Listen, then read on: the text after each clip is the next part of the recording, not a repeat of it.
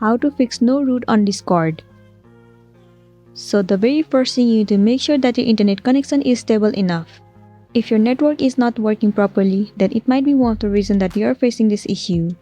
Now the next thing you need to try doing is to turn on the airplane mode and then turn off. And you can also try turning on your data and then try using your Discord application. Now the next thing you want to do is to head over to your settings. Move into apps. Head over to Discord. Move into storage and cache. Clear the cache and the storage of this application. While clearing the cache and storage will remove all of the unwanted bugs from the app, and it will make your application run smoothly. Now scroll down and head over to battery and set the settings to unrestricted.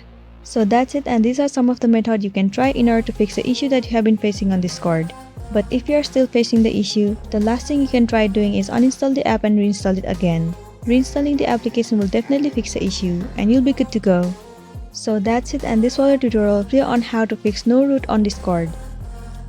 I really hope this video is gonna be helpful for you. Thank you for watching it till the end.